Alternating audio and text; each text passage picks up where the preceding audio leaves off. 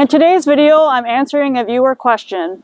Marcus asked, how do you avoid nicking the udder while shearing the sheep in a stand? And what does it look like shearing a sheep in a deck chair? Well, I will show you. I have some footage from yesterday of shearing a baby doll sheep named Merle in a deck chair. Now, plan A is I always prefer to use the shearing stand, but sometimes we have to go to plan B, and that's using the deck chair. Here's my Premier 1 deck chair, which I don't like that much. You can see that I broke it this year. Legs and horns do not mix well with netting. And my Seidel chair, which has held up very well over the years, with just some minor nicks on the bottom of the canvas.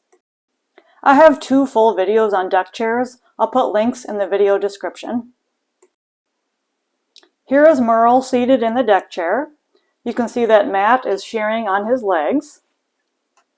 Ideally, you would have him leaning back a little bit farther so that he's nice and taut. But he's pretty chill, just sitting like this. You will see that this is quite a coordinated effort between the two of us. I'm grabbing my titanium scissors to do some work by hand while he's using the shears. Notice how I'm standing off to the side. This is on purpose as I do not want to get kicked.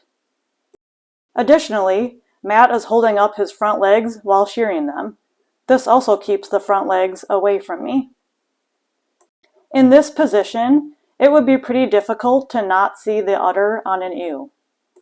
This also applies to the males, wethers and rams, as I do not want to nick their parts either.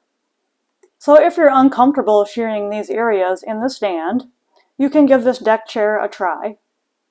My preferred method is in the shearing stand. However, as we know, some sheep are uncooperative, so the deck chair is much more suitable here for Merle. I'm trimming the tags off of his inner legs right now, and by tags I mean this black gummy stuff. Once again, I want to reiterate that I do stand off to the side, and Matt's holding up his front legs here so that I do not get kicked.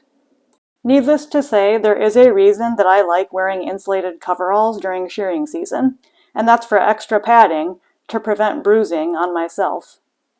The Old English baby doll Southdown breed is a bit more time-consuming to shear. After all, they are covered from head to toe in wool. Their faces, their torso, their scrotum, their ears, and their legs are all covered in wool. So naturally, this does take some extra time to accomplish. I do quite like the temperament of the baby doll sheep. This has definitely been a get-her-done kind of year. We have very limited time where Matt and I are both home. So to be efficient, I recommend catching the sheep once, shearing them, calculating their weight on the shearing stand, hoof trimming, and then administering a dewormer at the end. The sheep can remain seated in the chair while we move on to hoof trimming. I have a nice detailed video showing how to hoof trim. I'm grabbing a second hoof trimmer to hit those dew claws. Dew claws are very easy to forget about. They're very dry and flaky, and they don't grow as fast as the rest of the hoof. Considering the circumstances here, I'd say he doesn't look too shabby. To wrap up this video, let's look at some fun before and after photos from the shearing season. Before photo of Milo, standing nicely in the stand, and a very beautiful fleece.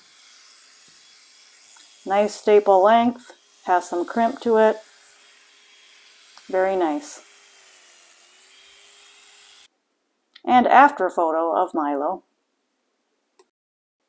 Before photo of Genesis, and his beautiful fleece laid out nicely on the shearing stand.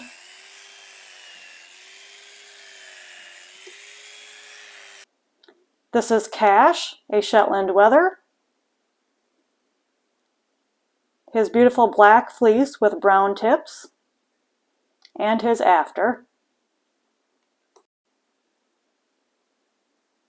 This is Echo, a black Shetland ewe. Beautiful staple length on her. Olivia is a black and white ewe I think she looks cuter sheared, as you can really see that nice black and white spotting. Delicata is another black and white Shetland. This is Olivia's mother. A very soft fleece, sheared very nicely, and again a quality staple length. Another shearing season done. The years definitely fly by. The sheep are happy with their new haircuts, and the next 2 weeks I will be spending transplanting my greenhouse crops into the field.